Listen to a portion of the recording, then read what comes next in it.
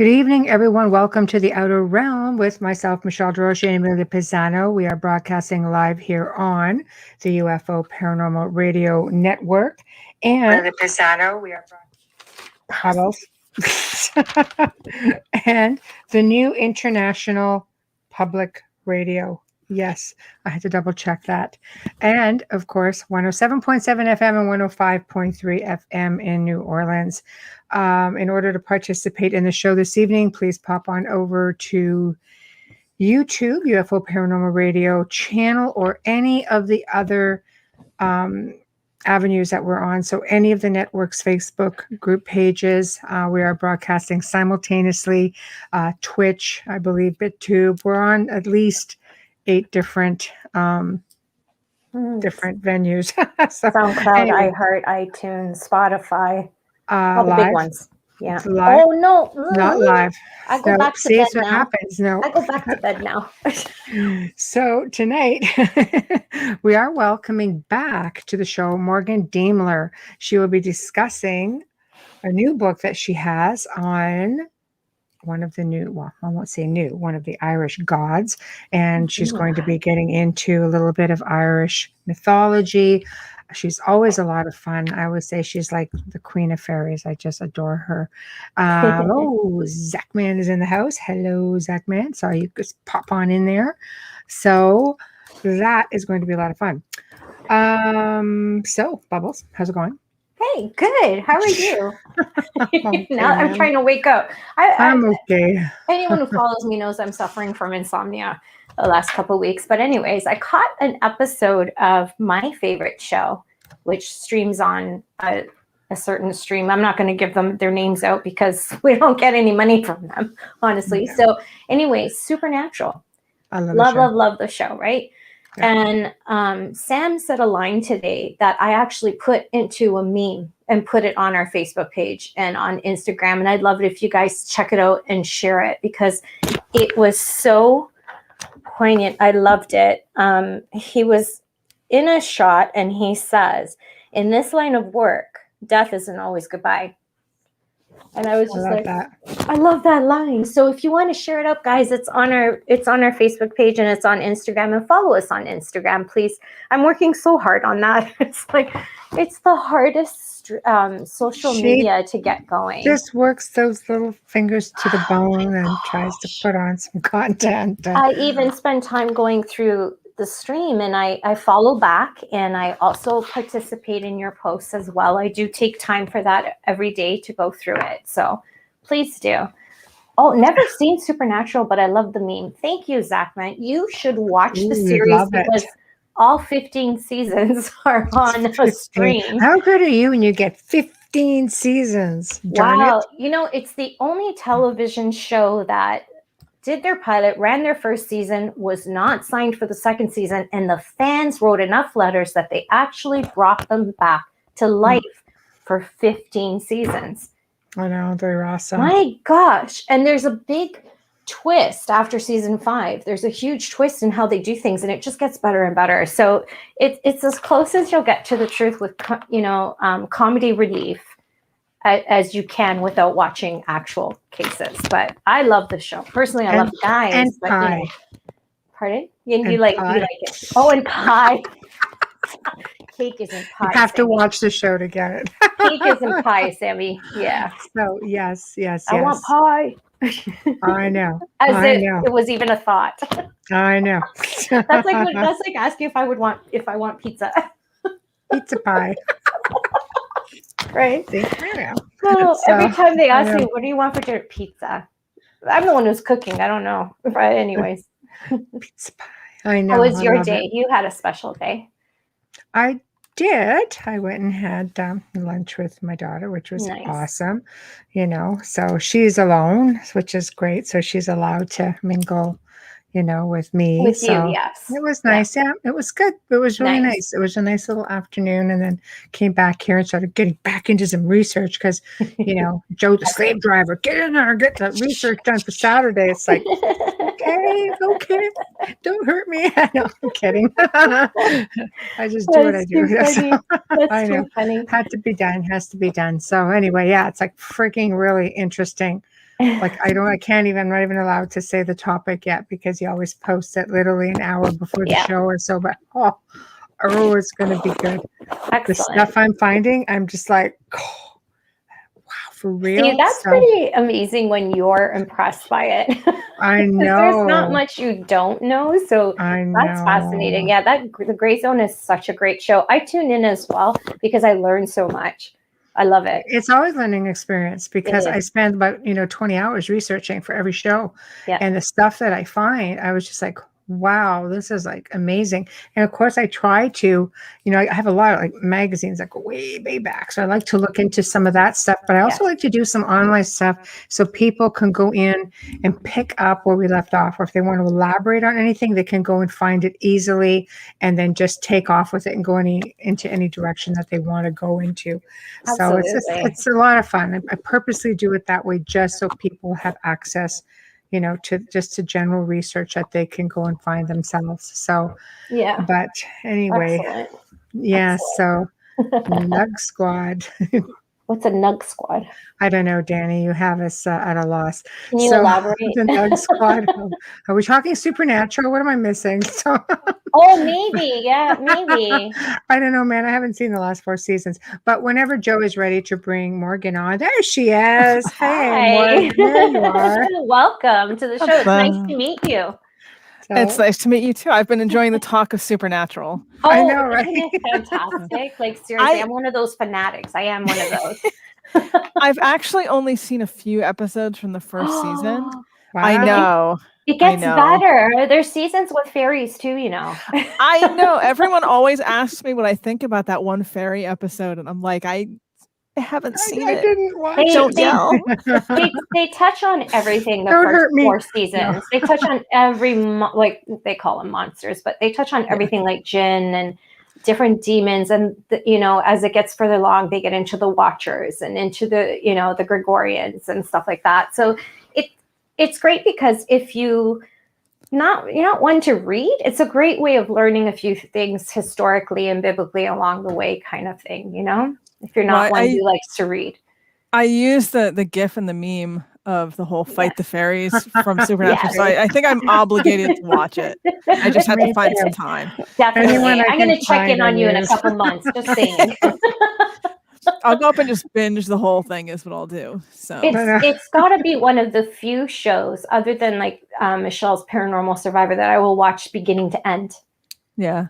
Yeah, seriously. It's one of the few. I often fast forward. It's why it's called the PVR. So you can, right? Yeah. But I never do with that when I'm actually rewinding going, what did he just say? Did he just say what I thought he said? And I'm like, oh my God, that is true though. So it's funny how he incorporates, the writers incorporate actual fact. Well, we call it fact. Some people call it fiction or whatever, but it's really amazing. I call it theory. Absolutely. And I really enjoy it. And the comedic relief in it is just between the two. The best part. And the whole thing is they're best friends in real life, and it really resonates on screen. So it's great chemistry with all of that was a diamond, honestly. That was I definitely have to find the time to watch it. Absolutely. I use it to walk the treadmill, believe it or not, because it's exactly 43 minutes and I can't do more than that. So it's just like, this works for me. But everybody gets addicted. You'll stop writing books, Morgan. You're too busy catching up on 15 seasons. I actually, I write a fair amount about fairies and urban fantasy. Like I've done a couple presentations at universities and things about that. And so I actually do try to watch whenever there's like TV shows or movies that I'm aware of that have fairies in them. Cause I try to kind of get a feel for sort of how popular culture and mass media are handling them. I don't know what it is with the supernatural. I haven't had the time, and then it just kept getting more and more seasons. And then I kept thinking, well, now I really don't have the time because now it's like really long. And you can't just pick a show because there's an occurring story. There's more than one. So you can't really pick one show. You have to watch it from the beginning. In the beginning, you can see how really young the concept was. And then by the 4th season, you're like, holy crap. So anyways, it's really well written, but I think you would enjoy it. If you have the time, you catch an episode here and there, but let me warn you, you will end up addicted. And it's hard to stop because I watched it when you had to wait a week and then you had to wait 6 months. Now you can catch them all at once, and it's like, good Lord, that's a lot of binge watching. No one has time for that, but you do get caught up in it. Well, I'll find time. That's too funny that you mentioned that, though. I was just telling my kids the other day. I had like one of those like old lady moments where I'm like, you kids don't know what it was like when you had to wait a week for the next episode. I have those every day. My daughter's 23, so yeah. You have no idea what it feels like to wait 6 months after a cliffhanger so long that when it comes on, you forget what happened. You have to go back and watch the repeats in order to remember what happened. So. I think that was, they had asked a question about why the next episode had started with a recap of the one we just watched. And I'm like, because the last one we watched was the end of that season and it was a cliffhanger. So now imagine this is happening 6 months later. Yeah, sometimes 8. Yeah. My children were like, what? Like, what does that mean? I know. Especially with right at your fingertips now. It's difficult. So I don't know. I don't have much time for television, so I choose wisely. No, I do this because of the insomnia at night. So I do this at night, and it's in the background when I'm doing something. It's playing. I even have it on my iPad on a stand playing on my desk while I'm doing something. I need the white noise. Being a medium, I just really need the noise in the background, or I'm easily distracted. But I'm easily distracted with that noise. I was going to say, you're pretty much a squirrel regardless. Yeah, it's really hard for me. It's really hard for me to shut down completely. If a voice gets in, I'm just like, oh God, but anyways, let's hear about you. I missed you the first time, and I was looking forward to seeing you and hearing about the fairies. And now I hear you're talking Irish mythology. Oh yeah. I do a little bit of everything. So tell us about that. Sure. I was talking with Michelle in a message earlier. I was saying I just had a book come out. I write for a publisher in the UK, Moon Books, and they have a series called Pagan Portals, which they're designed to be like short introductory books. So usually about 100 pages, 90 to 100 pages. I like that. Yeah, it's just enough that you can kind of get into a topic without being really overwhelming about it. So I've written several books for the series, and most of them focus on, a few on fairies, but most of them focus on Irish mythology and deities. And I just had one come out a few weeks ago about the Irish god Lugh, who's one of the more sort of popular gods in the pantheon. And they're always really fun to do. You get to kind of do a deep dive into research on that particular one. I always learn something. So, So what made you decide, okay, I'm just gonna, because if you're getting into Druids and pagans and like, there's a lot of different gods per se, right? So why this particular, what's up with this dude? Oh, who knew? Okay. I'm very interested. I love stuff like that. Yeah. And they probably like the book then. Well, I started writing for the series back in 2013.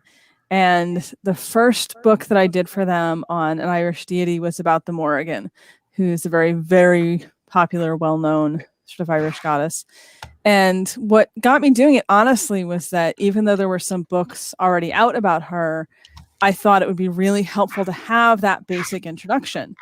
A lot of times when you find a book about Irish gods, it's going to go one of two ways. It's either going to be this thick and like an academic dissertation, very kind of hard to get into, or very niche in its approach. Or you're going to find a book that covers a lot of different Irish gods, usually lumped in kind of with all the other Celtic language culture gods, and you're going to get like a paragraph about each one. And there really was no medium. There was no in between. So I thought, well, it'd be really good to kind of have that out there, to offer that to people. And Lugh, even though he's really popular, surprisingly, there actually aren't really any books out there that just focus on him. And there's also, and this is true for a lot of the Irish gods, there can be a lot of misinformation that floats around. So I kind of thought, well, on the one hand, it'll be helpful because there's nothing like it out there.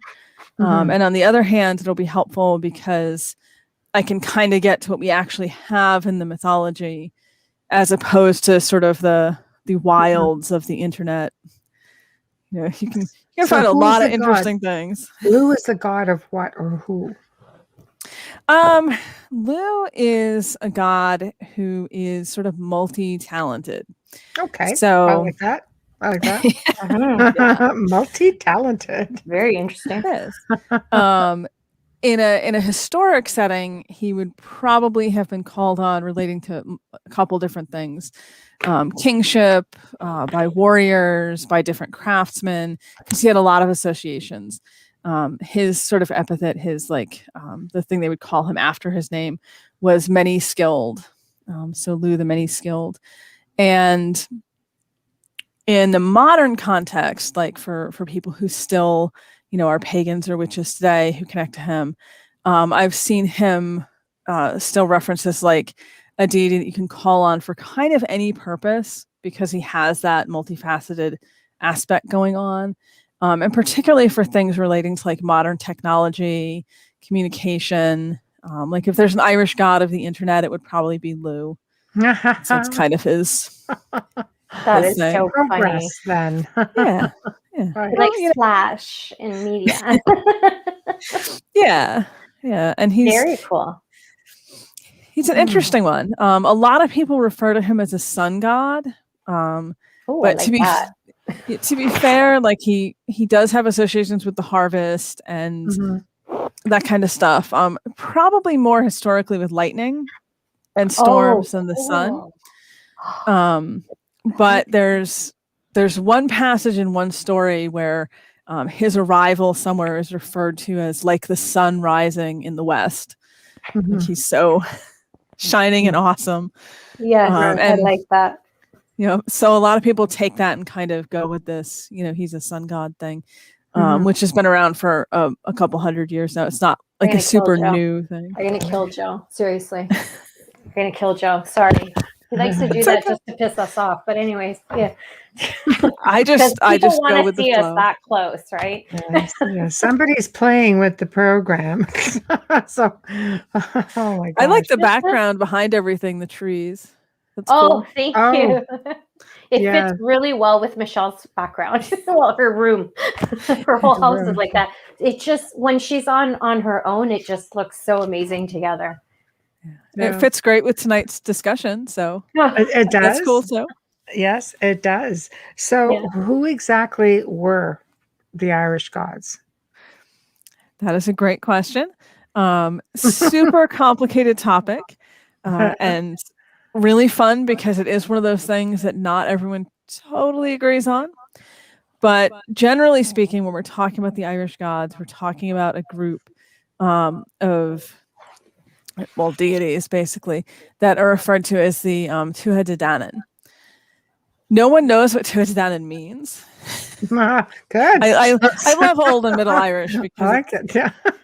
There's a lot of stuff in Old and Middle Irish is the sort of precursor to modern Irish as a language, and it's a dead language. And there's certain things that we don't know exactly what they would have meant.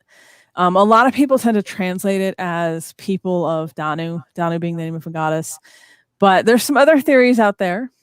It could mean something different.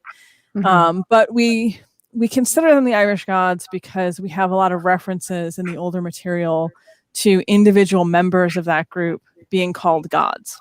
So like Lu would be one example. The Morrigan, who I already mentioned, is another example. They're not the only gods on the scene. I need this book. I need this book. Kind of like, with some other cultures where you'll see you have like different groups of deities, of gods, of powerful beings. So we see that in Ireland too, like the way that the mythology works, which part of the reason I really love it is because I find it super fascinating and it's not your typical like what we would expect knowing like classical like Greek and Roman mythology. It's very different. So they don't have a creation story. Wow, that's interesting. Yep, Ireland has just existed forever as a perfect place. Sam Lyle, right? It's always been there. According to Irish mythology, it is a perfect place that has always existed. Right. Forever. Wow. There's actually a really, really funny thing in one of the older sort of original stories. It's called the Leva Cabala Aaron, the taking of Ireland, basically. That talks, it kind of blends in with some biblical mythology because that was the people writing it down were the monks, and they had to kind of frame it within their own system before they went off-roading into, Irish gods and battles and things. So they talk about the Great Flood, the whole Noah and the flood thing. And they're very clear that Ireland was the only place on Earth that wasn't underwater. I love that. Just them, they're not underwater. Nope. The island of Ireland was not underwater. Which funny. I love it. I'm like, I do too. I found that research was much the same when I had to do St. Patrick and the snakes. It's like, we're on an island. It's not Italian, a thing. It was Italian though. It's such an amazing island that even the God of the Bible just couldn't do it. Everywhere else got flooded, not there. So yeah, because it was so high. Yeah, it's a fun way to start. It's a beautiful island. You had to picture the monks that were writing this down, just being like everywhere except Ireland, of course. Except Ireland, that's it. I love that. That is so adorable.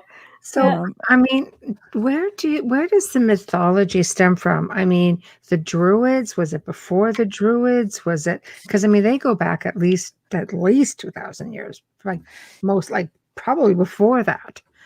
Right. Yep, the Druids are kind of accepted to be sort of the priestly group or priestly caste of the Celtic language speaking cultures, and the Celts were a group of people originally in mainland Europe who spoke sort of related languages and kind of shared a culture, shared mythic motifs and artwork, art styles, that kind of thing, and they kind of migrated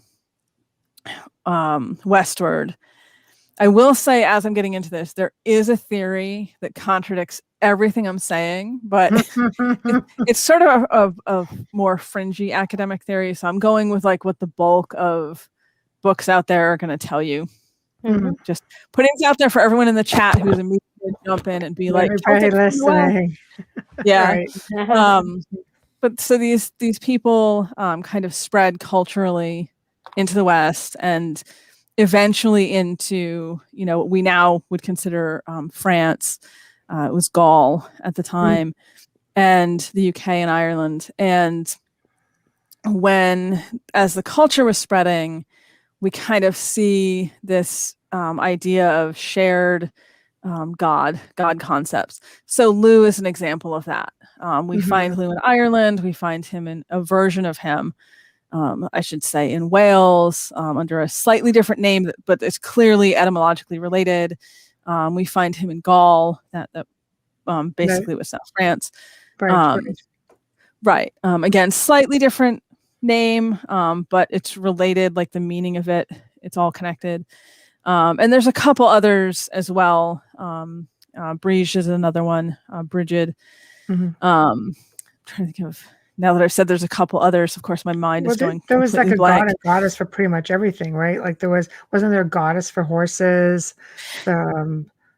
Memory serves me correctly, because I think I remember reading about that.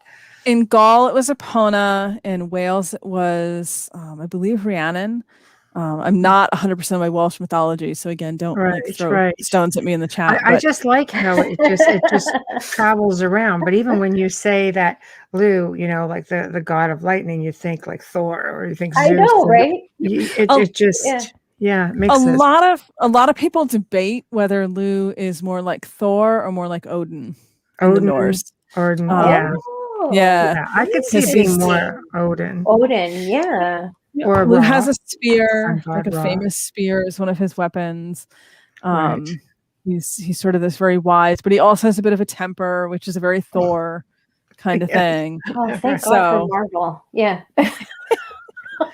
Yeah. Okay. Throwing that hammer Now we at have you. you because we need to continue and learn more. I really want this book. Hmm. I need this in my collection. So, Yeah, I mean, Yeah. like I said, I was trying to get the information out there to help people get a better idea of who he is, because he can be a hard one to research. So Mhm. Yeah, because hopefully it serves its purpose. I find that, and maybe you find the same, paganism seems to be doing a resurgence with the younger generation. I mean, my mother is not younger generation, but she goes, I think I'm going to be a pagan. What? What did you say that like last week? No, yeah, a couple weeks ago, a month ago. I'm like, good for you. I think it's great. It works. Yeah. He's adorable. But yeah, but I just find it making a resurgence, and people seem to have an interest, and they're veering away from traditional, religious beliefs, and it's like they want to go back to the origins and the roots, which would cover the mythology behind everything, and it goes like way back. And then you start to see all the similarities in how when the church came in and started amalgamating everything, but yet keeping things status quo, not changing it too much too quick, just kind of slowly. So Yeah, no, it's really fascinating to look at how as Christianity came in, that process you're talking about, where it sort of initially wasn't actually too confrontational with a lot of the older traditions and practices. It wasn't until it, had gotten more of a foothold and was a lot stronger. Then it was kind of like, actually, we have a little bit of a problem with this holiday you have that involves going out in the woods and making babies. Yeah, or just running around naked in the woods in a circle. And, yeah, it's not going to be a thing. Yeah. Get the horns off your head and just Yeah. gets a little hairy in some spots. Yeah, keeps us working.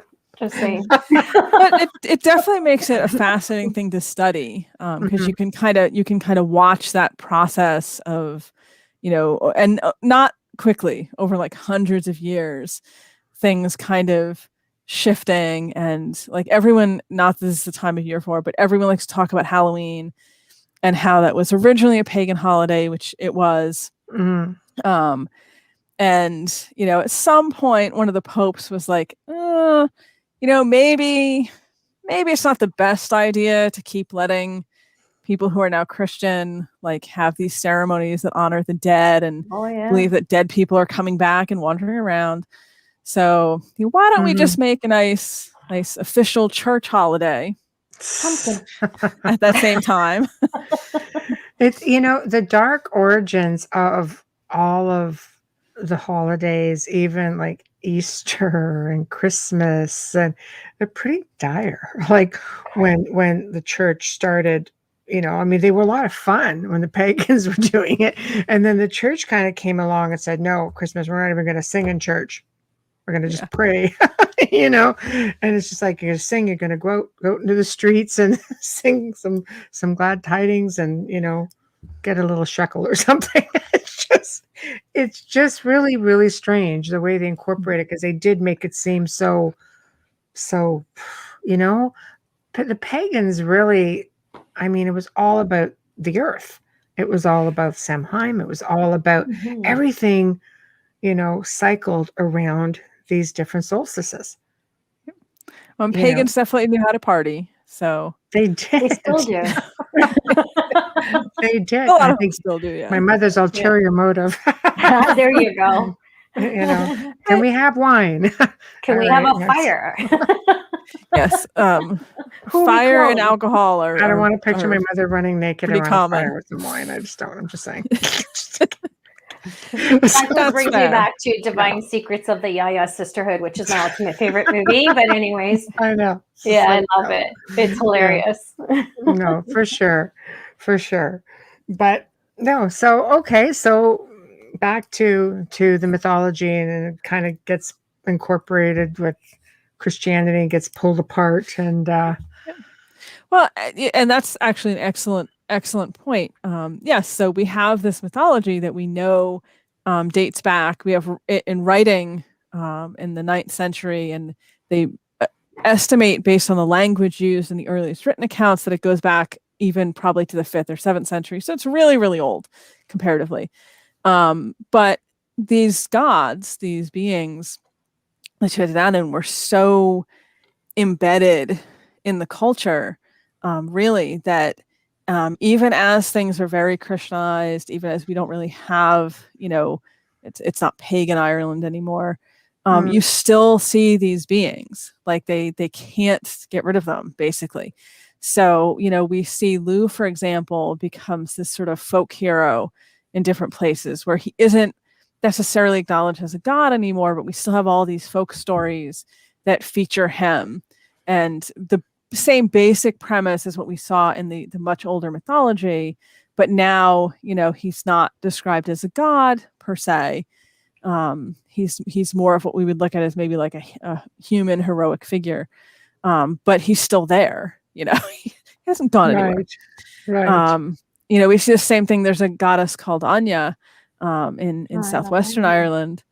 Yeah, and she's one of the Tuatha. We have her in the older mythology. We have a lot of stories about her. And then she becomes a fairy queen. She becomes a queen of one of the fairy hills, Knock Anya, which literally is the hill of Anya. And I believe it's Tipperary. And, it just shows that like these were so important to people that when they were kind of told, well, you can't actually acknowledge pagan gods anymore because, that was like last millennia. We don't do that anymore. People were like, oh, okay. So she's not a god, but she's a fairy queen. And she's still there. Find a way.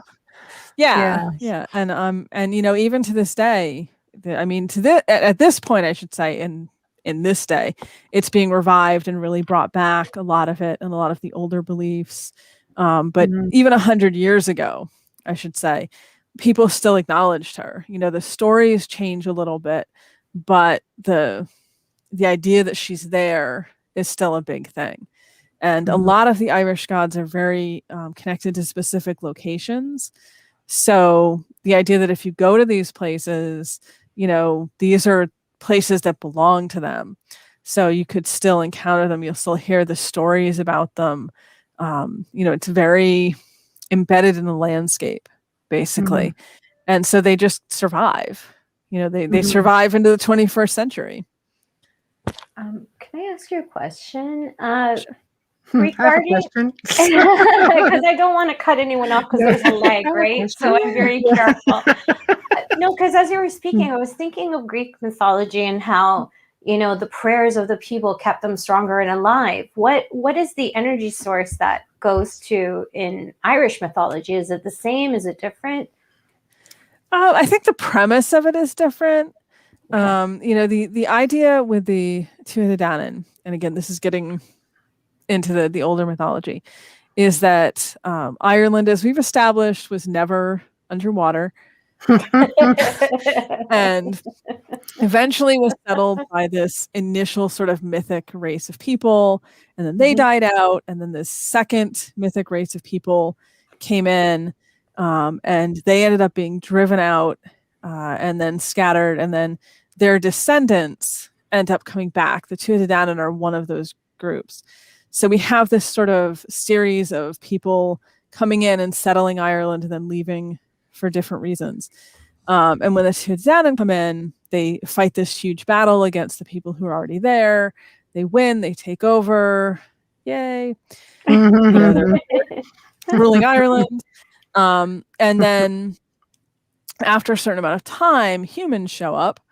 And again, there's this big fight. And what eventually happens is the Tuatha are not exactly driven out, but they sort of lose the fight, as it were. And there's reasons why that happens. It's not just that the humans are better and they win. They sort of make a deal with the goddesses of sovereignty of Ireland. And the sovereignty goddesses are the ones who decide who is in charge, basically. And they're the ones who give that to the humans who've come in. But they can't really make the Tuatha leave. Instead, the agreement is the Tuatha will go into the earth, into the fairy hills. And so they get everything that's beneath the ground, and humans get everything that's above the ground. Oh. And so it goes on. And initially, the humans are like, well, this is great. We won. Yay for us. But what they find is that their cows won't give milk, their crops won't grow, so nothing is working out. And they go to one of the Irish gods, one of the ones who is one of the kings among the gods, and end up sort of making an agreement with him. And as long as humans continue to give the gods a portion of their crops and their milk and their harvest, sounds like taxes. It is. They refer to it as a tithe, but basically taxes. Then they will prosper. So it's sort of this idea of a reciprocal relationship. And over time, that idea kind of got transferred to the fairies. Right. So that, you'll find accounts from the early 20th century of people saying, well, you have to give a portion of your crops to the good folk, to the fairies, because it's owed to them. It's their due. So even well into Christianity, even well into, the 20th century, there's still this idea that, you're giving a portion of what you have to the powers that are kind of running things. Right. Whether you call them gods or fairies or what have you. Right. So if that answers your question. Absolutely. I was curious because, everybody, obviously every culture is going to be different. And I love how when you talk about the old mythology and the newer age mythology. It's almost like the Old Testament and the New Testament kind of thing. It's really neat. I find it extremely interesting. Well, so do I. I find it fascinating. When you're looking at the gods per se, in a lot of cultures, ancient civilizations, the gods were, some people will tell you they were extraterrestrial, coming in and showing people how to do things. Some people will tell you they were, watchers, fallen angels that come down here. Is there any of that, in Irish folklore, like the people from the stars became the gods, like many of our indigenous seem to feel here? Okay. Well, so I am not putting forth an opinion on this. But go ahead, do it. You've done this before. But I will say, no, because I know you're going to laugh when I say this, but I will say that all that we have for the Irish myths, there's usually different versions. So there is no one, this is the only version of this story in most cases. So the story of how the Irish gods kind of got to Ireland, we have a couple different versions of that. One of them, though, does say that they came in ships from the sky and landed on a mountain. There you go. As soon as you started talking, I'm like, actually. We always find a way to bring the ETs in. So that, speaking of funny things, for the record, when I talk about the monks writing down the mythology, I actually love that that's how it happened, because they were pretty good about just recording the beliefs and not adding in opinions. And when they added in opinions, it was not subtle. So in the story where they're they came in ships from the sky and clouds and mist and landed on this mountain in Connaught, I believe. And then you have this monk, after he has said all this, who adds but of course we know that, Jesus Christ would not allow such a thing. So they must have just been humans who came in ships and then burned their ships. Came back to tell them that. It's almost like they're covering their own butts a little. They're like, but even if it was before Jesus Christ, how is that going to work? When the bishop reads this, let me just be clear.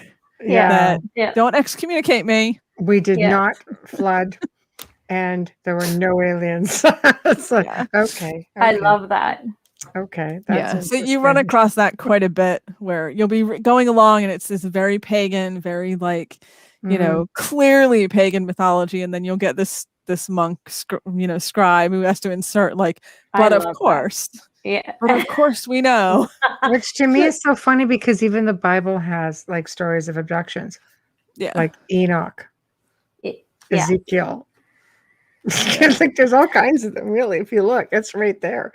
So it's fascinating how they just try to change it. It's like read your own Bible, right there in the Old Testament. Oh, I look absolutely. at it as they're like get out of excommunication free card. Like they're just going to put a couple lines in there, like just so the bishop doesn't excommunicate me. Let me be clear. Oh. Like of course. Yeah. And then they'll get right back into all the pagan stuff. Well, so. and I'm Roman Catholic. Don't send me emails, please. If you have an issue with what I'm about to say, email Joe Montaldo at the network.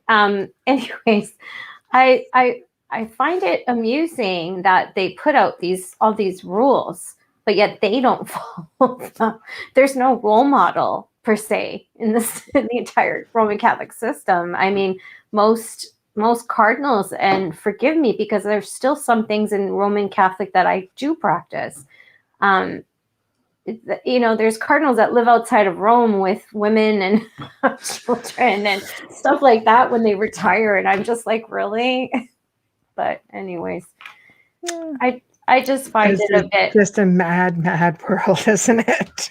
It's a highly contradictive world there, but anyways. Yeah, it's hard. I mean, I was raised Roman Catholic, and I went to Catholic school, so it was just pounded into me.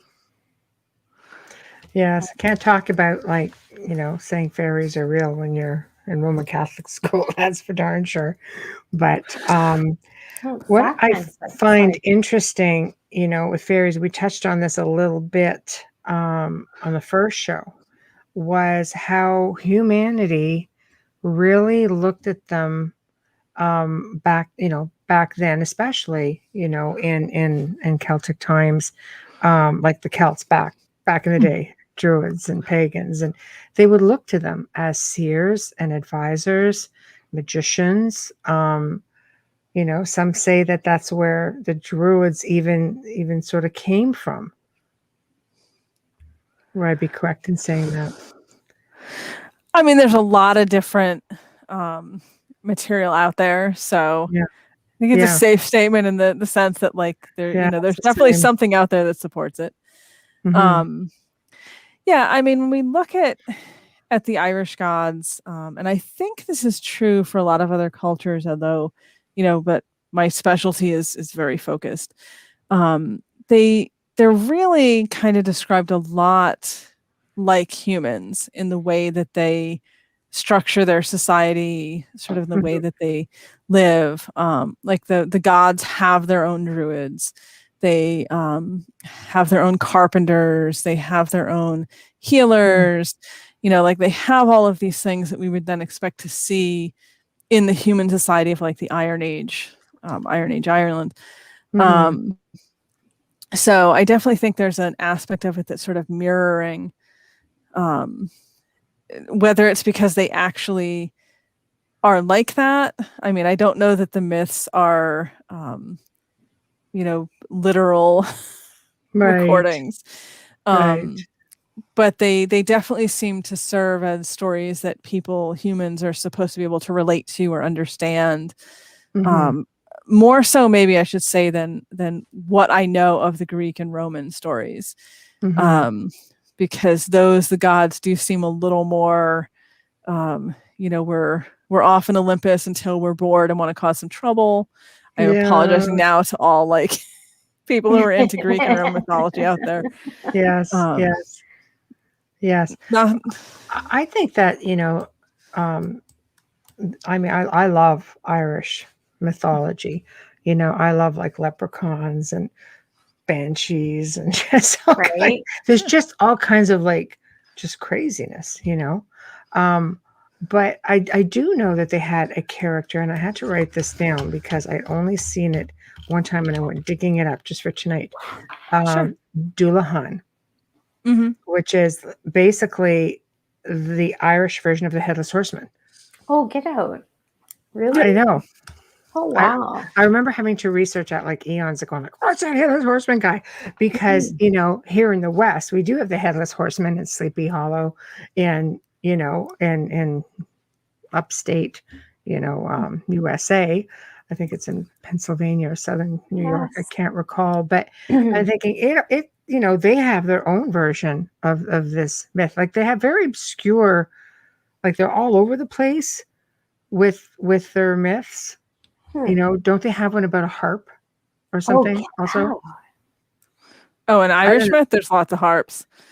Yes. There's harps How- everywhere. Like what? What do you mean? Yes. Okay. So can you tell us about the harp one, just because Amelia? But I For know me, because I'm I learning. was I'm harp just sitting here thing taking notes. Seriously. it seems to come up a lot, and I'm just like, why a harp? Mhm. I want to talk about the Doulahan though, because that's awesome. Okay, let's talk about him first because he's very awesome. And then we'll circle back around to the harps. Yeah. Yeah, the Doulahan, in Older Irish, the name literally means like dark warrior. And there's a couple different layers of the folklore. The oldest folklore, he's basically like an omen of death. He would show up outside people's houses and usually as an indication that things were not going to go well for you after seeing him. And then we see it kind of in later folklore, it gets very elaborate. There's some stories that say he has a whip made of a human spine. I mean, it gets festive. Oh, wow. With the Doulahan. Yeah. Yeah. I didn't realize all of this. I just remember the headless horseman thing going, oh, here's a different mirror image of what we have here. So that's fascinating. I've heard suggestions that probably the one in the US this one is based on the Irish. Of course. There was a lot of Irish immigration. But it just shifts around so much. And then so you get that. It's a totally different thing, like Ichabod Crane and this, like it's a totally different story here. Yes. Considering when people do immigrate to this side of the world, they bring their belief system with them. Hence Halloween, guys, how we got Halloween, right? So, I find that there's a lot of Irish Halloween. Because we definitely, it obviously Irish immigrants came over here with the holiday, and then we took it in the US and we were like, how can we make this as extra as possible? Yeah. That's a good word. Over the top parades and costumes and pumpkins, because pumpkins weren't a thing in Ireland, right? No, it's turnips over there. Yeah. Turnips. And then we exported our Halloween back over there. It's hard. It's difficult. But you can see why as soon as they saw pumpkins, they were like, carving that. Much easier. Gonna make soup. Although I will say though, carved turnips look a lot scarier. Right. There's just something about them, like they're very simple when you carve them, very simple faces, but they look really freaky when they're lit up. So, they do. I guess growing up with the tradition of carving pumpkins for Halloween, carving a turnip just seems just a little mundane and a bit of a challenge, I would I was just going to say, you need a drill software. Yeah. I can't even cut. Like, how do you carve a turnip? Like, if I remember correctly, because I do have friends who do this, I think they soften them first. Okay, makes sense. Not enough. Yeah, not enough where it ruins it, but like enough where it's a little easier to get into. Yeah, maybe parboil it. I would not want to. I would not want to carve just a bloody. That would be a bloody turnip. Yes, we have. I caught that. I was waiting for a moment. Hello. This is a cool place. What's happening tonight? What's the topic? Banana Boonie. Hi. Everything is the topic. Everything about Irish mythology. Irish mythology, fairies, folklore, gods. Morning could be like a third host, seriously. Tomorrow night will be Headless UFOs. Horsemen, apparently. Yeah, we go one extreme. Well, we talked a little bit about UFOs. We did talk about the connection to the gods in general, and Irish gods included, and were they in fact from the stars to come down and emulate and teach, right? So basically, I think the Irish got taught extra bonus stuff because they just thank you very much, Banana Booey. You're Thank awesome too. you. Because they just seem to have a whole lot of freaking fun in Ireland. Right? Like They're always laughing. gotta have fun. leprechauns and harps. Harps is a Oh, thing. Right, we're gonna get back to harps. Harps. The harp was like the main instrument in Ireland for a very long time. So like renowned musicians would play the harp. Poets would have harpers who would accompany them and, play while they composed. So I think that's why we see so much with harps. It was just a really important instrument. If you go to Trinity College in Dublin and visit the hall with all the really awesome old books, I think they still have the Book of Kells on display, if I remember correctly. But they have a harp that was supposed to have belonged to, someone very famous historically. Just kind of demonstrate like how important harps were. Like it's not a sword. It's not like what we might expect in the U.S. It's his harp. And it's a big deal. So we see in mythology that showing up, the idea that harpers were really important people. And there's a story, the Cathmoitura, where the Dagda, who's another of the Irish gods, has a harp and or a harper that is stolen, and there's this whole thing about they have to get it back. And the harp, when he plays it, it changes the seasons. So there's this sort of implication, that it has magic, this like, it has this like important power. So harps are very interesting. Well, I find it even interesting with the symbolism, because I had a few years ago bought some Oddfellows chairs from a lodge somewhere, and one of the chairs had a harp, and I've not really seen that on other. I know I've not seen that on Oddfellows or Masonic chairs before, the harp.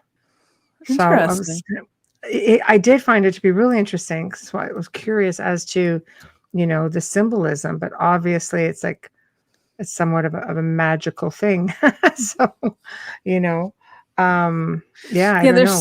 there's some really cool harp stories, not in Ireland. These are mostly, I think, in England, but and you'll hear song versions of this, where usually a young woman is murdered, and at some point somebody either finds the bones, or the way she's murdered is connected to a tree, and a harp is made, is the short version of this.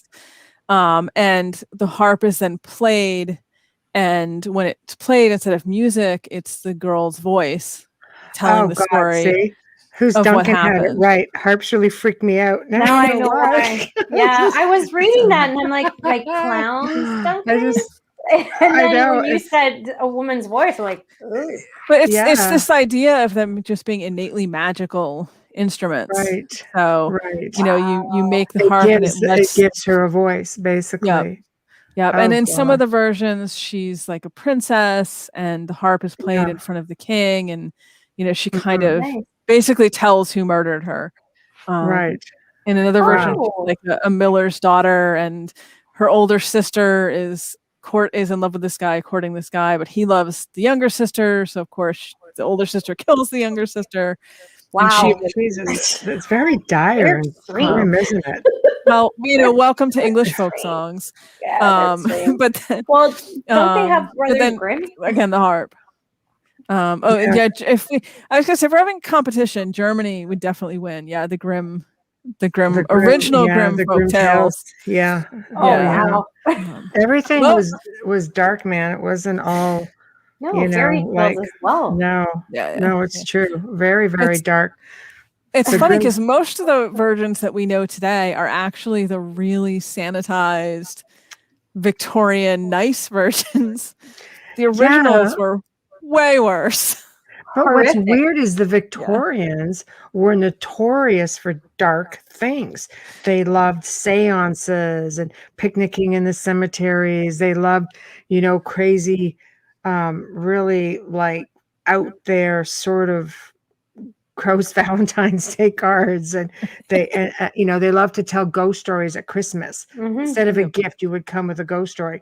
Yet they tone down this complete, the grim tales to me be right up their alley, just as is. Yep. Yeah, anything that related to children in the Victorian era, they really took anything super scary out of it. And tamed it down a lot. Fairies are one example of that, but definitely the fairy tales. Yeah, they're not all so cute. No, and I learned why. I did Why some research fairies aren't on this, cute? why fairy tales were so horrific, and why they told ghost stories at Christmas was to make the children so frightened they wouldn't get out of bed. That's right. That's what it was about. And I'm like, wow, that must be the era of be seen and not heard. I would never do that, but as a parent with 3 children, I can appreciate the Victorian way of doing things. I can appreciate. Oh, yeah, I was very lucky. I would never do it. I have one, and she loves to go to bed, so I was very lucky. Yeah, that's insane. To fight to keep her awake. But it's funny, even fairies on average, people think of a fairy and they're like, oh, like Tinkerbell, who still had a nasty side to that little thing. Yeah. But it's funny because when you really get into fairy lore, some of them were like really hardcore nasty. Oh yeah, definitely. Tinkerbell is a great example, though, of the way that fairies have kind of slowly been, I guess, domesticated, we would say, because Tinkerbell in the original book, in J.M. Barrie's books, I should say, and stories on Peter Pan, she was pretty mean. She didn't necessarily have a lot of power, but she was pretty vicious. She just kind of had to get other people to do certain things for her. Sassy. Even in the first Disney movie, the one that came out in, what was it, the 50s, I think? 50s or 60s? The Peter Pan movie. And she straight up tries to get Wendy murdered. Like, That's true. It's a lovely moment in a children's movie where she attempts to have some other, children. Murder the heroine. Yep. Shoot down the Wendy bird, because that's true. That's true. That's true. So, but then if you look at the recent incarnations of Tinkerbell, the more modern, in the last 10, 20, 30 years, she's completely different. She's super nice and helpful and sassy. Yeah, and sassy. I like her. Sassy is a good word. Yes, I like her. I have a hat that says sassy with Tinkerbell on it, just saying. No, it's true. But I don't think the modern Tinkerbell would murder anyone. I'm just saying. No. She's definitely left behind the murderous urges.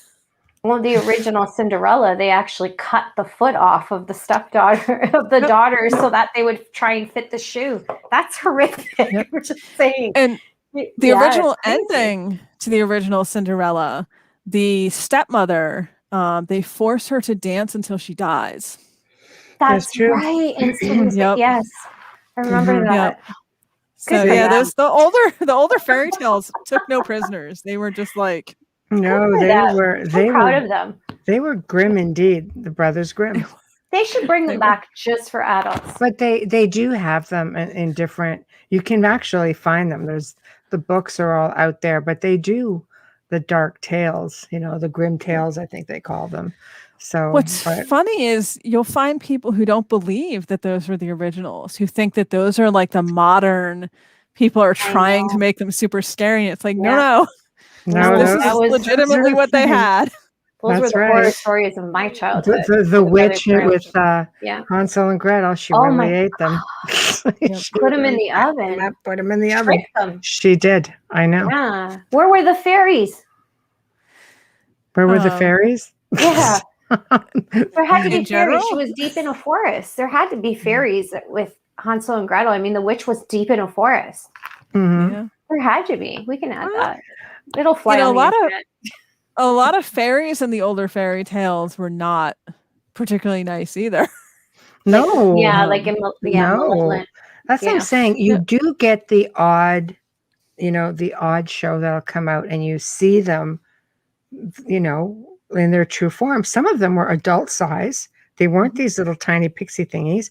They were like adult size, and they were pretty darn vindictive. If you really peed them off, it's just like they were spellcasters. Yeah. Right? So I think you did a stint on a book. Was it a book, or was it just something that you gave a lecture on? Fairy witchcraft. I'm pretty sure it's a book you have also. Yeah, I've got Yes. I've got a series. A series. Okay. I should know the answer to this. I think it's 3 books. It's not your question. I think it's 3 books now. While we're all feeling grim, like maybe we're just taking to a different direction for a bit. So that's okay.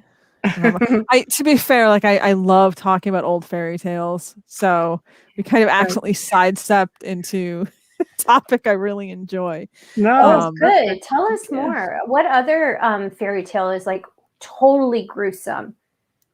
The original Sleeping Beauty was pretty hardcore. Okay. That one's definitely been, we'll just say Disney-fied. We'll make it a verb. Disney-fied a lot. I mean, I guess, yeah, the original version, whatever you want to call her, Aurora Briar Rose, the main character, when she is put into the sleep, everyone else abandons her basically in this castle. And a prince finds her and decides that an unconscious woman is just irresistible. And she gives birth to twins while still unconscious. And one of them crawls up and sucks on her finger and sucks out the piece of flax that is what caused her to be cursed, basically, caused her to be in the sleep. So she wakes up to these twins in an abandoned castle because everyone has left. And eventually the prince comes back, and apparently she's kind of okay with the situation, but he doesn't want to bring her back to his home because his mother, the queen mother, is part ogre. And sorry, this is one of the oldest versions of Sleeping Beauty. Wow. And she finally in one version she finally convinces him, and in another version the mother figures out he's spending an awful lot of time like in this dark forest. And so eventually she and the twins are brought back, and the mother-in-law just can't resist her urges and orders the children to be cooked and served to her. And so the cook substitutes lambs. He does not kill the children, substitutes lambs and pretends to have done it. And then finally the queen is like, well, I also want you to kill Sleeping Beauty and serve her to me too. And the cook, kind of in a panic, ends up, I think he uses a young deer. Yeah. And eventually, because the prince has been out traveling, he comes back, finds out about all this, and the ogre mother ends up being killed. I think she gets pushed into a vat of boiling water. This is the oldest version of Sleeping Beauty. I like that version. So she gets pushed into a vat. I like that. Yeah. That very, very different from what we have today. Well, obviously written by a man. You can see why it's been altered. It's just insane. Yep. I think that version is called Sun, Moon, and Talia. If anyone wants to look it up. Wow. Yeah, that one I didn't know about. Yeah, you can see why they've altered them. Children would be having nightmares. I think some adults would be having nightmares because we're not used to that level of fairy tale. No. Yeah. Well, I grew up with Brothers Grimm. Like that was my horror book when I was growing up. I used to love to freak myself out by reading the stories, but that one I didn't know about. Yeah, I think that goes even further back, doesn't it? I think that predates Grimm. Yeah, Grimm, they have Briar Rose, if I remember correctly, which is a little more like the Sleeping Beauty we're familiar with. This one, I think, is 100 or 200 years earlier. Wow. Well, it would have to be that vulgar and you know, It's right? intense. Archaic. So yeah. Well, it's sort of like the story of Beowulf, you know, how that was back into, I mean, they say the 1600s, but they believe maybe even further back, yet it's been brought back into modern times as a type of grim tale, you know, and that thing is just crazy when you Yeah. look like go back into the original stuff. It's like, God, Yep. who wasn't it people back then? Like to just, but mind you, times were grim. Times are really hard back then. And a lot of what we have for like Beowulf or like the Tombo Cooley in Ireland, the story of Cuchulainn, which is like the big epic over there. A lot of those were really the equivalent of like the soap operas of their time period. It's true. You know, like that was why people wanted to hear them. I could see that. That was a pretty convoluted story altogether. You know, beings love drama and horror. Like they live for it. I mean, it's classic. Somebody gets into a car accident and the highway slows down to a snail's pace. Yep. That whole have to watch kind of thing. Yeah. It's weird. Everyone likes drama. Yeah. But yeah, I mean these were stories that originally the epic stories would have been told like over the winter when people, you know, weren't going out as much, were mostly kind of stuck in one room with everyone they were related to ever. And to pass and to pass the time, you know, they would tell these epic tales, but they were supposed to be like really like we would call soap operas today, or you know, I guess like binging Netflix, you know. Someone's gonna be talking about supernatural on another level. Yeah, in 100 years going, can you believe they thought that? I don't know. Probably. I don't know. Wow. I mean, the first time I ever saw Beowulf, I was thinking, this is an interesting story. Then I went digging, because that's what I do. I dig and I want to know more about it. And when you start getting into the real tale, it's like, geez, that's just like, just horrific. What is it? What is it like? I don't know the real tale. And people, everybody listening, they didn't write that for Angelina Jolie, okay? But yeah, I've never looked at She played the part so well. I have to be honest. I love her as an actress. I'm not gonna lie. My favorite version of that story is 13th Warrior. And I know a lot of people hate that movie. Yeah. I don't know what that is. An amazing movie. It has Antonio Banderas in it. Yeah. Oh, it is amazing. Better. It's based on the book by Michael Crichton, but they made it into a movie. Yes. And the movie, I think when it came out, got panned. Like the critics hated it, but it's sort of a cult classic. It is excellent movie. Not necessarily super accurate to the original Beowulf, but it's based on. Yeah, it was good. Okay. Yeah, it was a really excellent movie. You definitely watch it if you can get a hold of it, for sure. Angelina Jolie is the best Maleficent. Let's slip into that true. fairy witchcraft topic a little bit, because when you think fairies, most people, the last thing you would think about is witchcraft. Sure. I mean, you know, the real, when you know what a real fairy is like, I imagine they goes hand in hand. Yep. Fairy witchcraft. I mean, first of all, to be clear, it's a term that I use. There's other different versions. Usually they spell fairy differently that are floating around out there. Right. But the particular type that I'm talking about is people who are interested in practicing what we would call, I guess, neo-pagan witchcraft, but with a focus on fairies. And a lot of my study with it has been informed by early modern witchcraft, which is sort of what we think of when we think of witch trials, you know, from like Scotland in particular. And when you actually dig into that material, you find that a lot of people who were accused of witchcraft, when the people accusing them were like, you know, tell us about the demons that you work with, they were like, well, no, I have a connection to the fairies, to the good folk. And usually that didn't help them any. The people accused were like, no, it's all demons. You just don't know what you're talking about.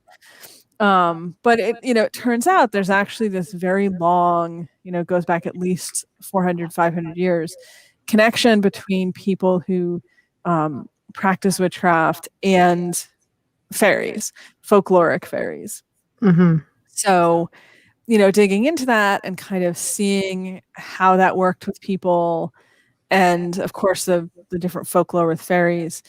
To me, it just seemed like a natural thing to sort of combine if fairies are a main interest for a person, or something you kind of feel like you can't avoid. They freak me out. That's good. They should. They freak me out. Yeah, they just freak me out. They should. I mean, we have so much folklore. Like, we've talked a little throughout the whole show about fairies not being that Victorian idea of like the twee little cute winged children. Fairies and folklore, they can be helpful, but they can also be really dangerous. And we have a lot of stories about, fairies that cause people a lot of pain and suffering, basically. Or murder. Murder's also a fun thing that fairies will sometimes do in stories. Why not? Yeah. And there's such a diverse group in folklore. You have the ones that are very human looking, but not human. We have fairy horses, kelpies, for example, would be a type of fairy horse. Right. I love kelpies, by the way. Kelpies are some of my favorite fairy folklore. I know. I love that whole folklore thing. As dire as it kind of sounds, they're pretty cool. Yeah. Kelpies are definitely something I would never personally want to have an issue with, I guess we'll say, because in the stories they are pretty intense, but I just love the stories of them. And for everyone who's listening to this right now wondering what the heck a kelpie is, a kelpie in Scottish and also Irish, they have a different name in the Irish though, but it's a type of water horse, which is a sort of fairy who can look like a horse or can take on a human form. And they can be male or female. In the human form, they will come on land and usually end up kind of seducing someone. And eventually the person will notice, they have like water plants in their hair or some other sign kind of gives it away. That. Yeah. Yep. I like that. There's actually it used to be famous. I don't know if it still is, but there was a fairly famous song in Scotland called The Kelpie's Lullaby, or The Water Horse's Lullaby, which is based on the story of a Kelpie who had a human wife, and she had a child with him.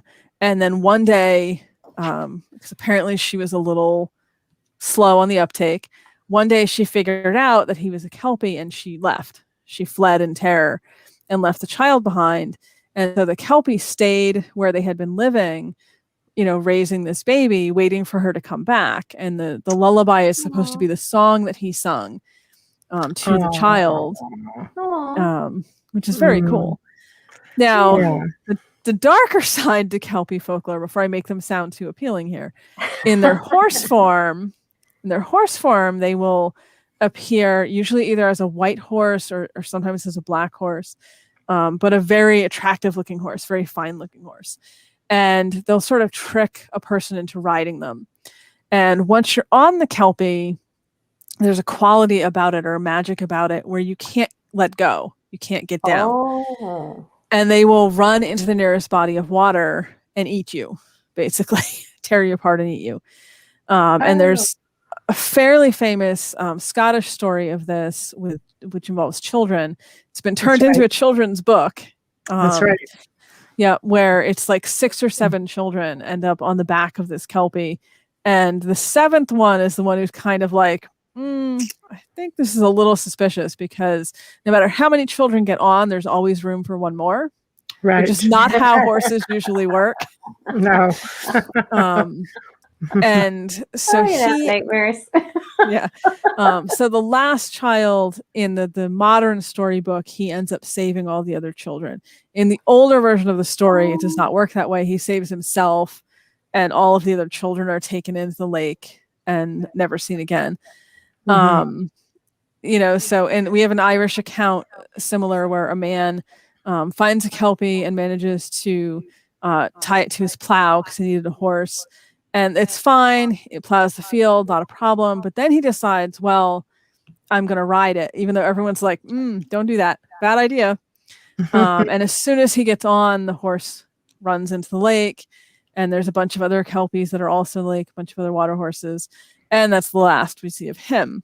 That's the last. So, like I said, they're dire. But I do very, love the Kelpies. I do.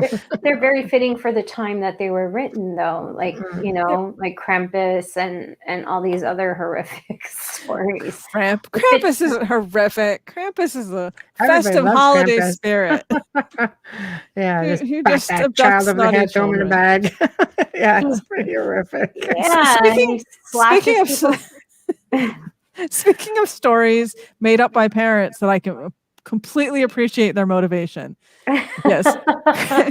Krampus is the festive friend of Santa who shows up and takes away the naughty children, beating them with a broom and stuffing them in his sack. That's true. That's Krampus. Yeah, he was St. Nicholas's compadre. Yeah, and you know that there were some really aggravated parents around Christmas that were like, let me tell you a story. That's right. Oh. You want to be naughty and give me an attitude, you're going to end up in a basket. That's right. Wow. And there's the Krampus stick right over there in the corner. Good Lord. Yeah. I know.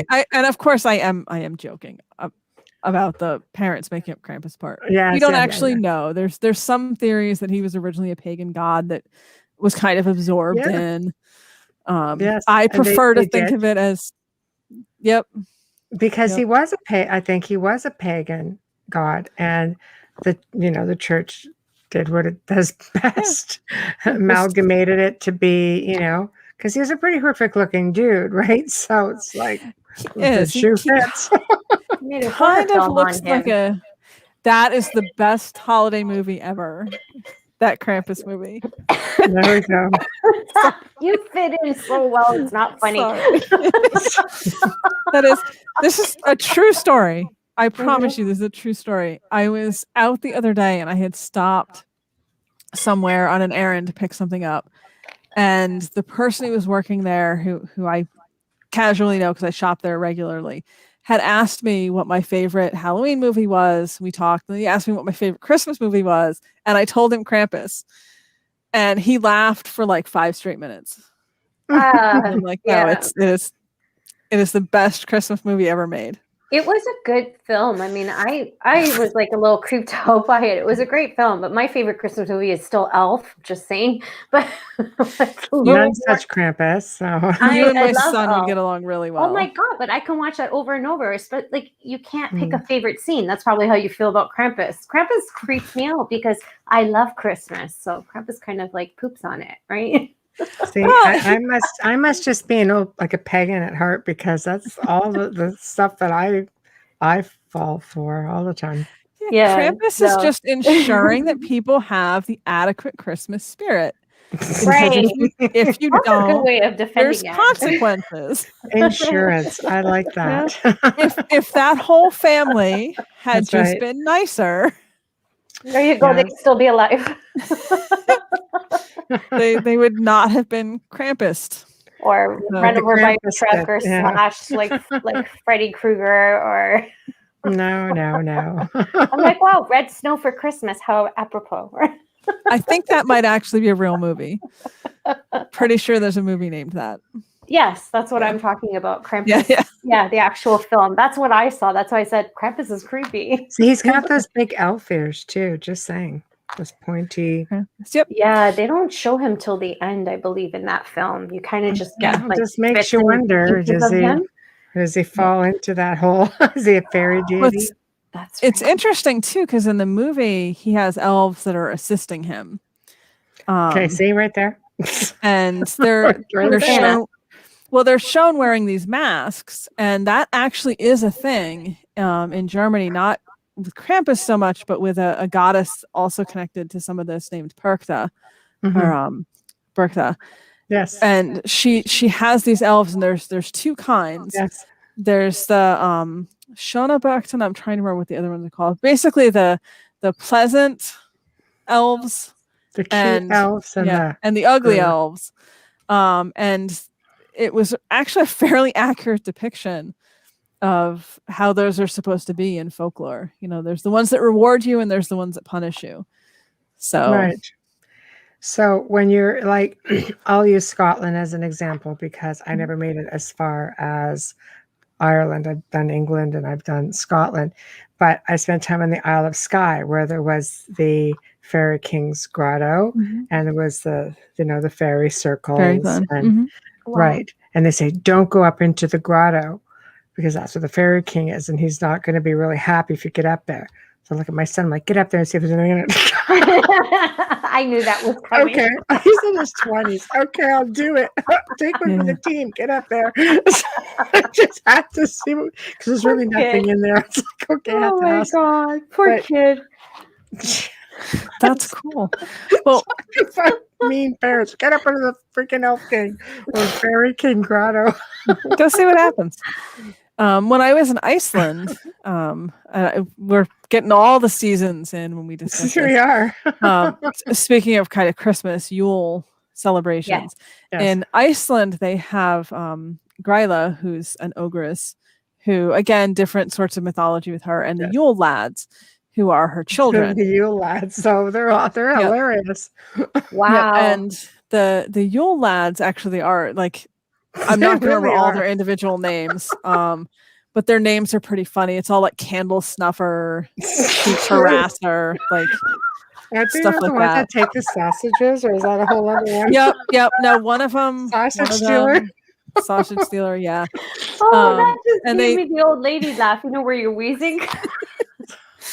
But the idea with the Yule lads is the 13 days of Yule, one comes down each day, and they kind of cause like this sort of generic mischief sort of stuff. But there's a place in Iceland that actually is supposed to be their home. It's now like a national park. It's a very cool place. And I went there when I was in Iceland, and it definitely is an interesting place.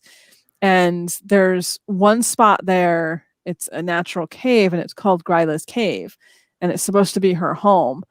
And that was one of the few places when I was there I was like, nope, I'm not going in there. Why not? Michelle would go in a heartbeat. I know. Apparently, she's the only reason I didn't do the king. She goes anywhere. I don't think my butt could fit through that little. So I made the kid do it. But that's fair. Yeah, a bunch of people I was with went in. I don't know. I got that kind of feeling where I'm like, I think I'll stay out here. Trust the gut. So like all these past generations of all these historical and these stories that go for hundreds of years, and what do we give the future generation but Elf on the Shelf? Really? Yeah. Okay. So I have to admit. So I love dark fairy tales, as we've established. I love fairy folklore, which is often like super dark and disturbing. Elf on the Shelf creeps me right out. I won't allow them in my house. Thank you. My daughter has a bunch of them, and she will purposely put them in places where I'm going to walk into them. I'm like, really? Really? Like, what are you doing to me? You're going to give me a heart attack. Like, seriously. But she'll just put him like anywhere, and she's got different ones. I'm like, I'm going to start buying her clothes for these things. But it was a great marketing concept, right? Like, they have movies now.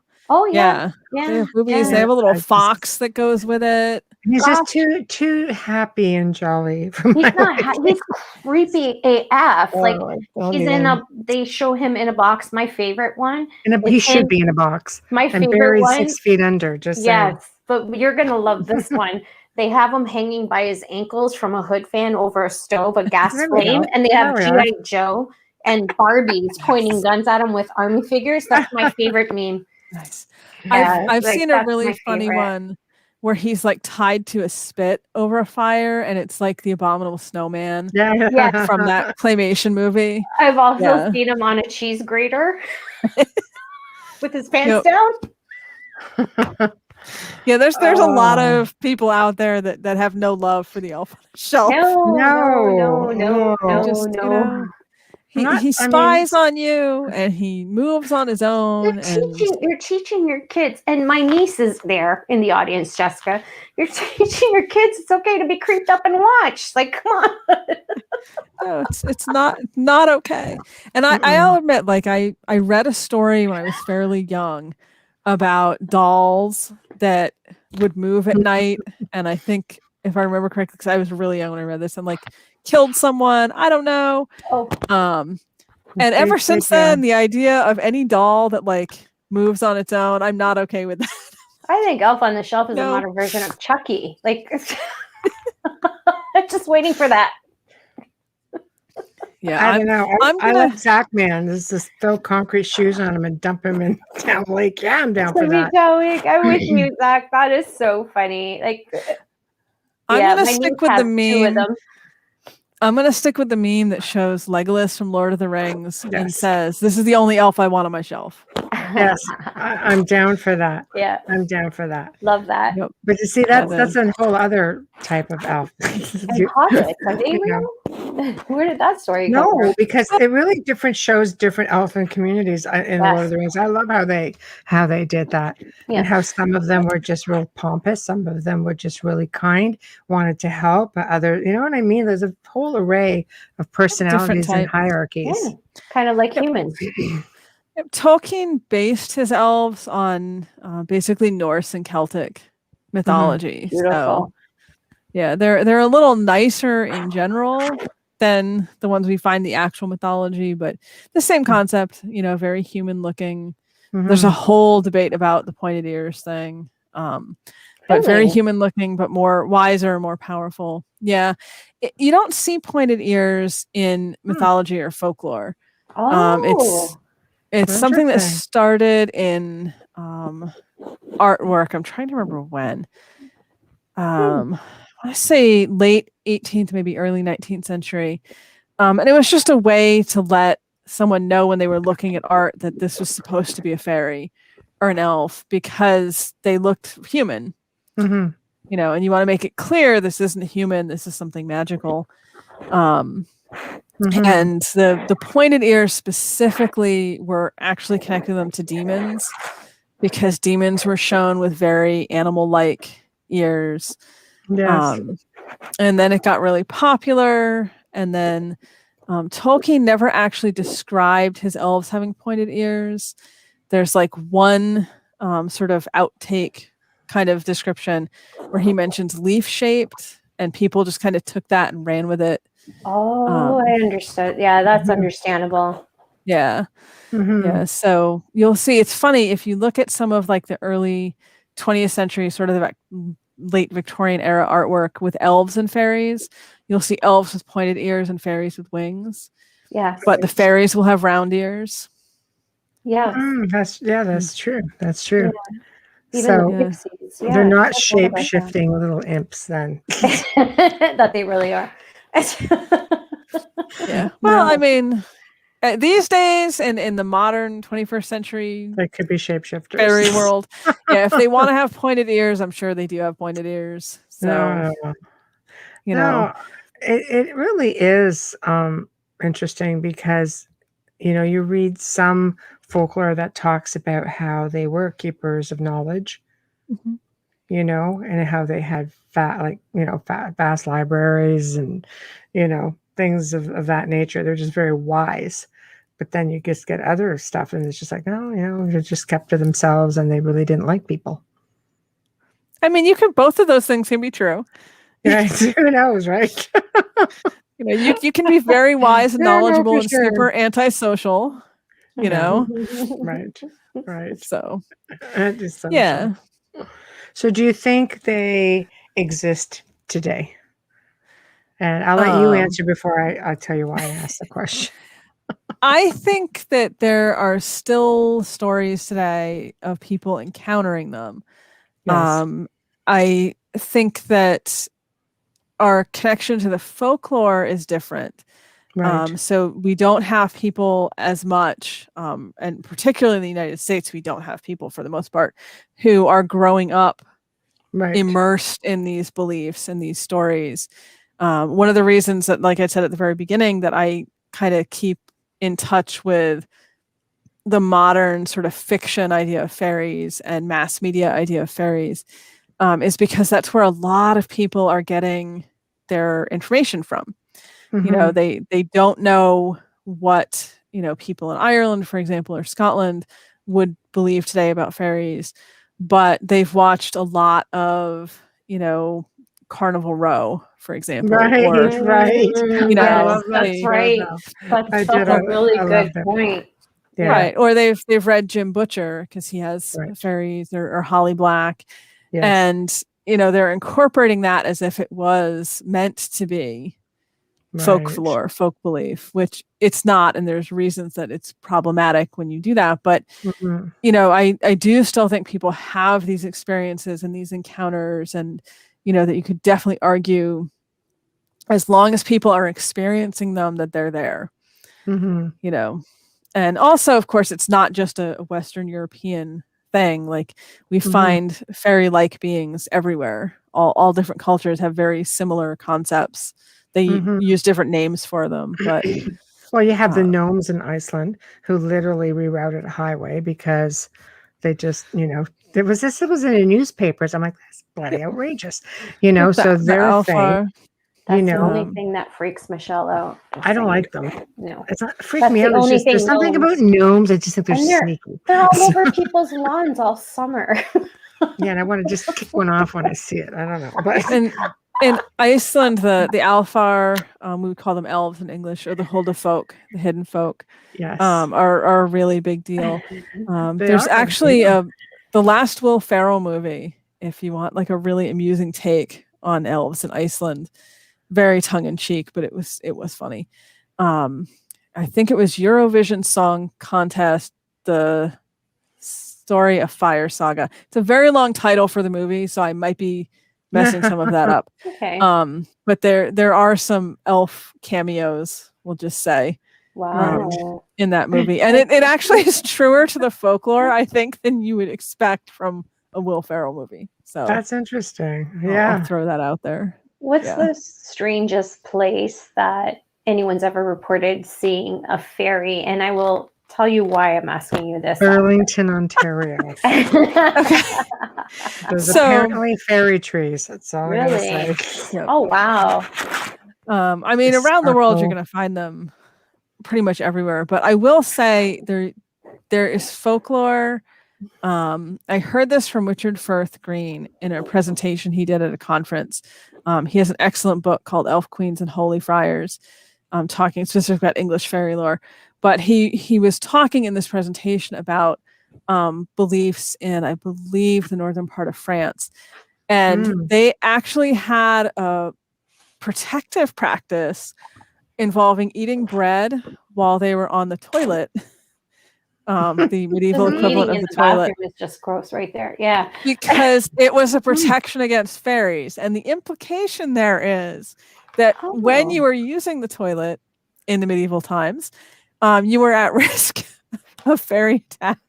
I can't say this with a straight face.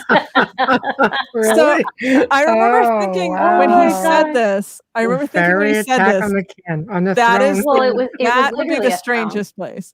Yeah, that would be the strangest place I've ever heard anyone talk about potential fairy attacks. Yeah, I was curious because one time when I was at an airport here where they have commercial not tourist flights, what's it called? Cargo planes going in and out. And the Warplane Museum is nearby. And I went there with a mentor and I told Michelle I was out there doing some practice and I was learning about jinn and stuff like that. And I thought I saw something from my peripheral. And he just like shielded us right away because apparently he's had interaction with it.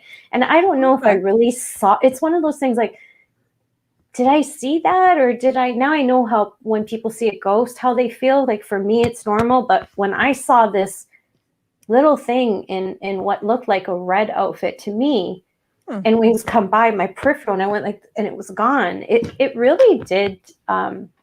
People would send me photos of them. Wow. Just these little sparky things. Yeah. And I'm just like, it could be anything. And then I remember being on a tour one night, a ghost tour of all things, and there was this tree, and it lit up. Like this was without taking a photograph, but someone did capture a photo of it. And it would look like a bunch of little Christmas lights. And it's the middle of the summer. And I'm like, ooh, fireflies. Logical brain. Run over to the tree. Just try to see. Because my mind goes, no, I got to see what the hell this is. Yeah. Because even when you get fireflies, you'll only get maybe a few little ones. And they spark on and off. Yeah. This whole tree, this lit up. And it was like that for probably about 30, 40 seconds. So it was like substantial enough for somebody to pull out a camera, take a photo, and then everything just went gone. And I'm like looking at this tree. I love that. That's amazing that they it was like a giant shrub is what it was. It wasn't so much a tree. It was just like a big cedar shrub, probably about 6 feet high, probably 4 feet around. Like it was, so what's your take on that? Was that fairy folk? Is that pixies? Is that so? Two different answers here. For the airport thing, there we go. For the airport thing, first of all, there actually is a strong association with gremlins, not the like kitschy 1980s movie Gremlins, but not cute gremlins. Okay. No. If you've ever seen the episode of The Twilight Zone featuring gremlins, that's what we're talking about. Yep. Okay. Yes. They're a type of fairy being who we first hear stories about during World War I and then World War II. And they were associated, because I was thinking this as soon as you mentioned the warplane museum being close by. They were associated with causing mechanical issues with the planes. And so that's sort of where their folklore is connected to, specifically with airplanes, but they've kind of expanded in folklore to any sort of mechanical problem can be blamed on gremlins. Wow. So that's my first thought when you're talking about seeing things in an airport of that nature. Yeah. The lights in the trees, I've never seen anything myself specifically like that. Haven't heard anything exactly like that, but the idea of fairies appearing in lights or with lights, we have a lot of folklore about that. Lights that move in the trees, people that would look at it and think that it was, this is places that don't have fireflies and kind of prior to more modern technology would think that it was like a group of people carrying torches, or candles. So this idea of these sort of moving small yellowish lights, we do have quite a few accounts of that.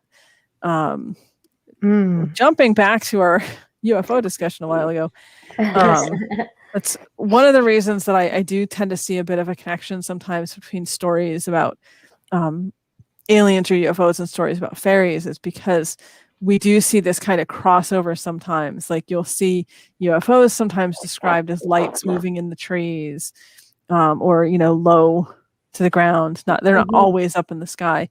And we see the same thing in some fairy folklore, this idea of the lights. So, and they would be things that you would see with your naked eye. You wouldn't need a camera or a video to see it. Right. It's something you would see. Well, that's to kind of differentiate from like orbs and ghost things. Yeah. Well, that's pretty much what this was. Only the whole tree, like I said, it looked like little white Christmas lights. Wow. In the middle of the summer, all of a sudden, it just, you're like, that's exciting. Okay.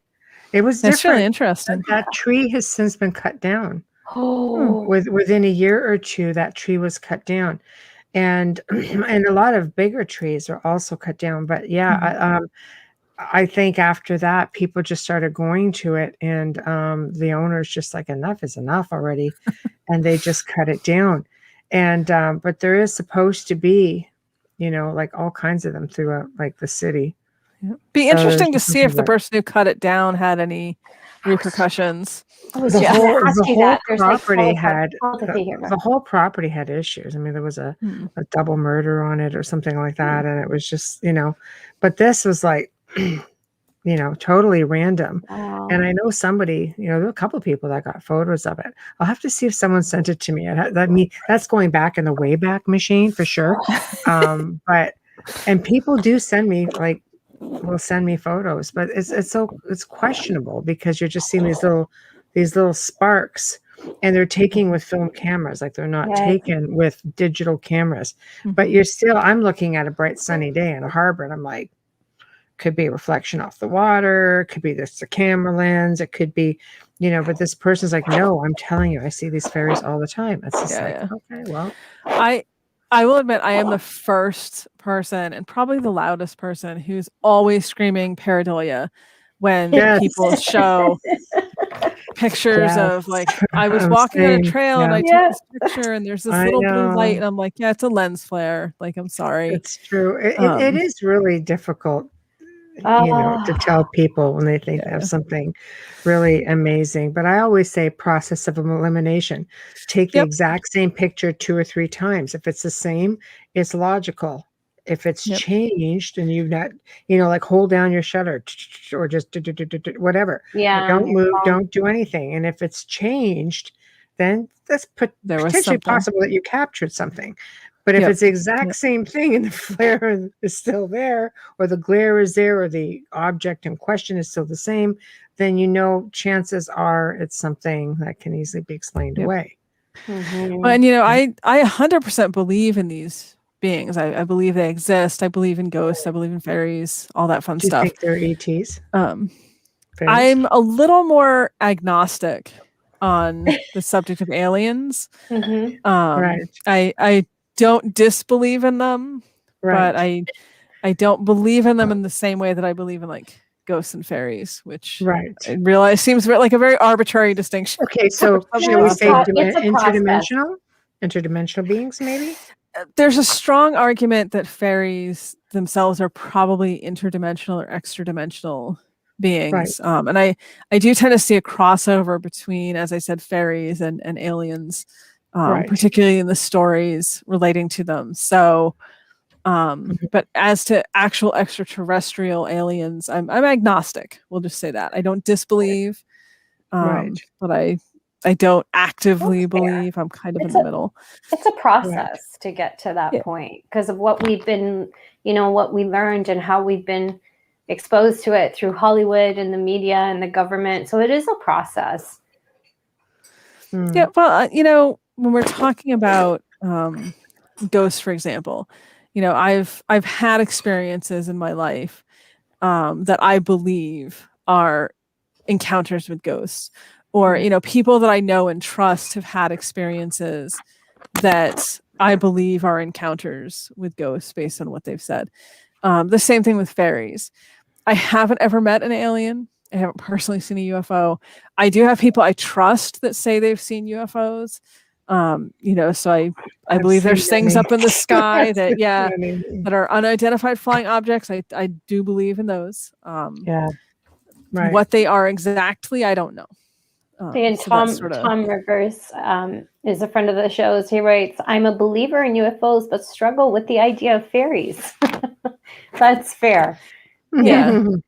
Well, and I find it entertaining, I should say. I'm sure other people don't necessarily, but there's an interesting sort of dichotomy in the two communities where you have ufologists and people who are very into aliens and UFOs, and then you have people who are very into fairies.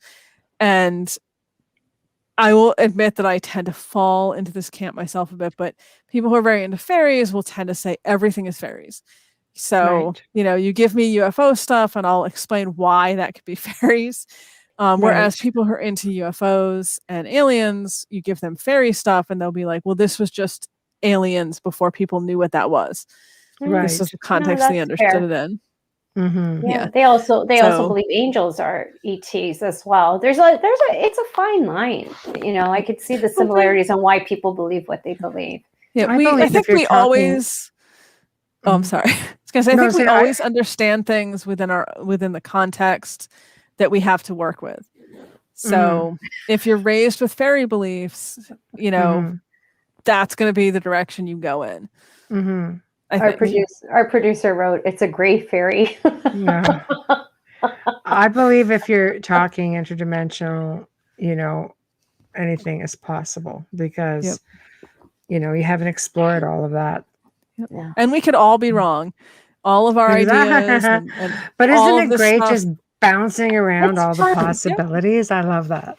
I love it. I just think it's just, you know, you don't want to live in such a world that's just so humdrum. You know, you want to just believe in these things. And you see videos out there where you really need to wonder, you know, like there was just one video I saw and it was just this freaking gnome crossing a street and it was just doing one of these things. I'm like, ooh, freaking hell, it's sidestepping and everything. You know, I'm just like, I'm funny with them because they're just a little hostile. This is a woman who took a nap in the haunted forest in Romania.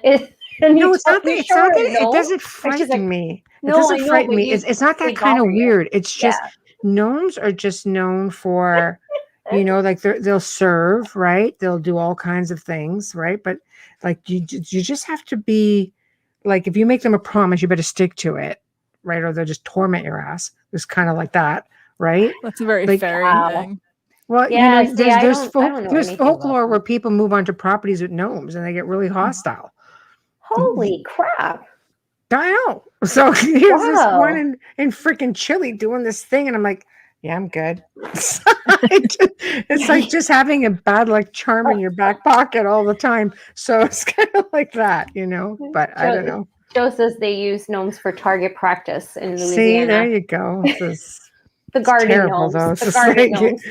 Yeah. So I don't know. So before we sign off, why don't you tell everybody about your new book and what you have coming up and how people can find you?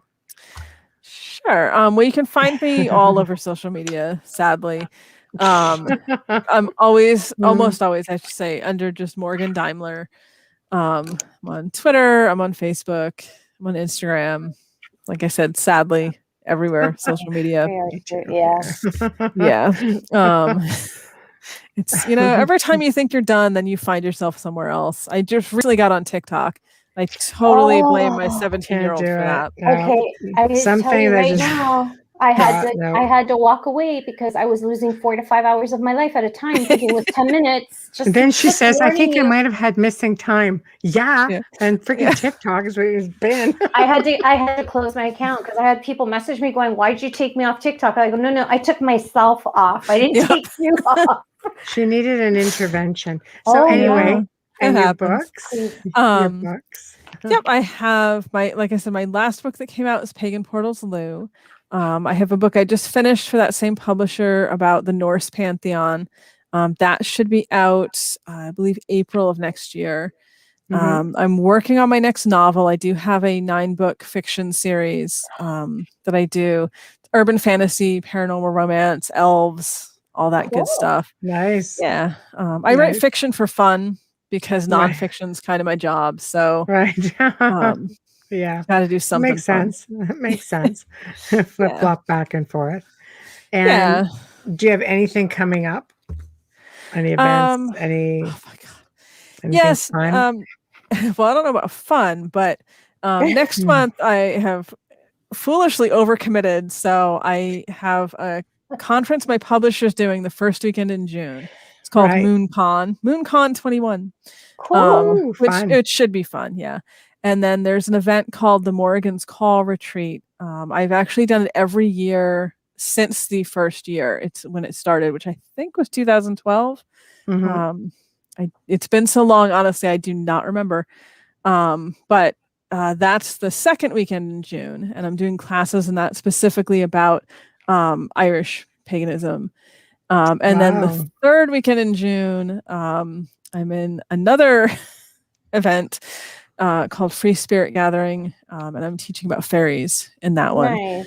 So there's a lot coming up. I have no sense of proportion, I think, is the moral of this. So note to self, don't overbook again. I say that to myself every year, Every year, I'm Right. like, I'm going to do less this year. I'm going to scale back.